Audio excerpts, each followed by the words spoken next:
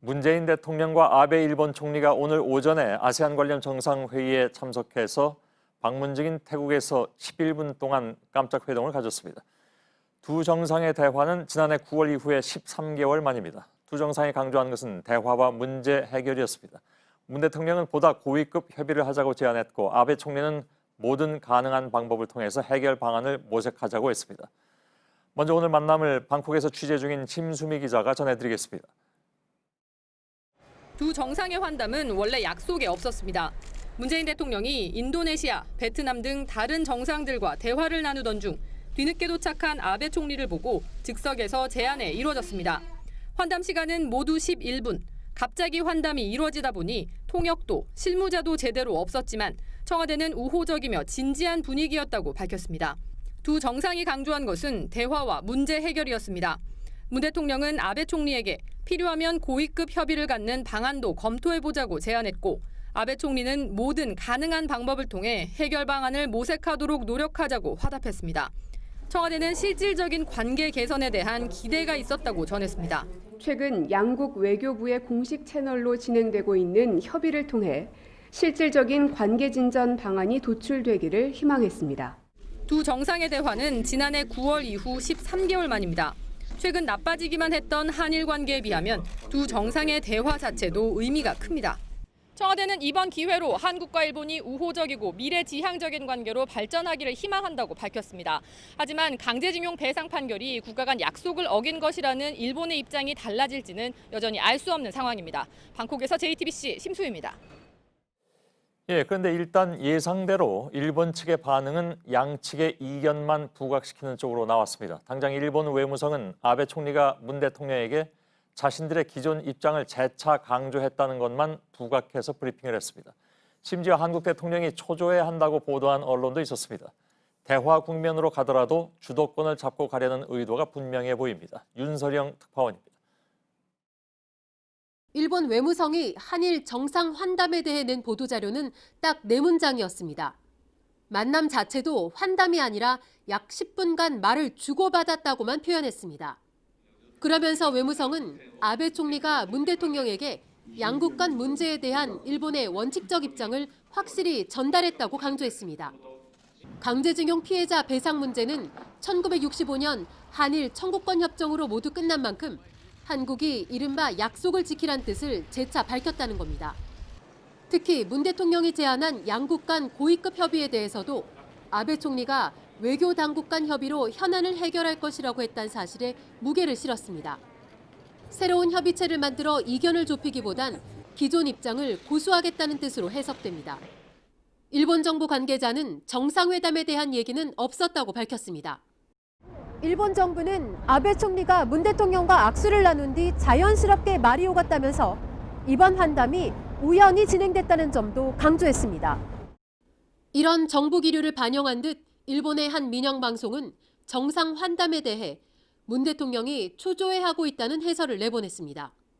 이런 가운데 오늘 도쿄 G20 국회의장 회의에 참석 중인 문희상 의장이 혐한 시위대에 갇혀 주일 한국 대사관에 가지 못하는 일이 발생했습니다. 산토 아키코 일본 참의원 의장은 문 의장이 지난 2월 아키히토 전 일왕을 전범의 아들이라고 표현한 걸 문제 삼아 면담을 거부하기도 했습니다. 도쿄에서 JTBC 윤서령입니다.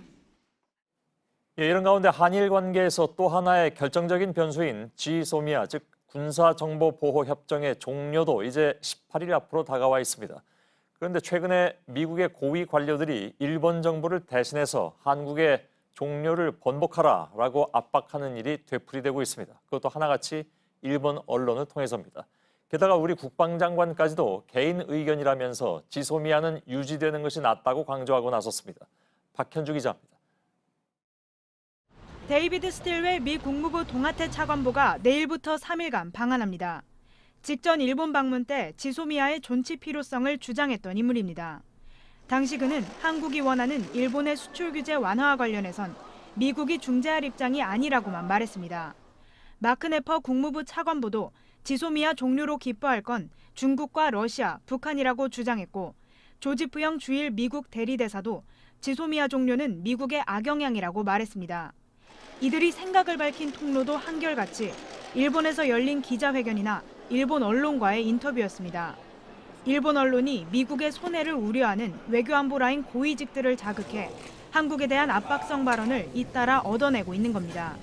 이렇게 우회 압박이 진행되는 사이 일본 정부는 지소미아에 무관심한 척 여유를 부리고 있습니다. 이런 가운데 정경두 국방부 장관도 개인적 의견이라면서도 지소미아 유지 필요성을 강조하고 나섰습니다. 우리 안보에 조금이라도 하여튼 도움이 된다고 그러면은 이런 것들이 계속 유지돼야 한다라는 그런 입장에 저도 마찬가지입니다. 다만 정 장관은 청와대와 정부 입장을 따르겠다고 덧붙였습니다. JTBC 박현주입니다. 일본의 수출 규제 이후 우리 반도체 수출량이 오히려 늘고 있습니다. 수출 규제가 발표된 7월부터 매달 증가율이 2자릿수입니다. 생산에 차질이 생기기 전에 미리 반도체를 확보하려고 거래처들이 주문을 늘렸고 우리 기업이 일본산을 대체할 소재를 구했기 때문입니다. 이희정 기자입니다. 우리 반도체 수출량은 일본이 수출 규제를 발표한 7월부터 오히려 올랐습니다. 지난달 반도체 수출량은 지난해 같은 달보다 16% 늘었습니다. 4개월 연속 2자릿수 오름세입니다. 일본이 반도체 소재 수출을 규제하면서 우리 반도체 생산이 불확실해지자 미리미리 물량을 확보하기 위해 주요 거래처들이 주문을 늘렸다는 분석이 나옵니다. 일본 수출 규제 조치 이후에도 반도체 생산에는 차질이 없었습니다. 소재 부품 장비 조달의 차질로 인한 당장의 생산 피해가 발생한 사례는 없는 것으로 집계되고 있습니다. 올 3분기 반도체 생산량은 지난해 같은 기간보다 8.3% 늘었습니다. 정부 관계자는 주요 국내 기업들이 발빠르게 재고 확보에 나선 게 주요했다고 설명했습니다. 다른 나라에서 일본산을 대체할 소재를 수입하고 국산화에도 속도를 냈다는 겁니다. 반면 일본 불매운동은 온라인 직구 시장에도 타격을 줬습니다. 올 3분기 일본에서 직접 구입한 금액은 2분기에 비해 크게 줄었습니다. 일본의 수출 규제 조치가 온라인 직구 시장에도 역풍을 일으키고 있는 겁니다. JTBC 이희정입니다.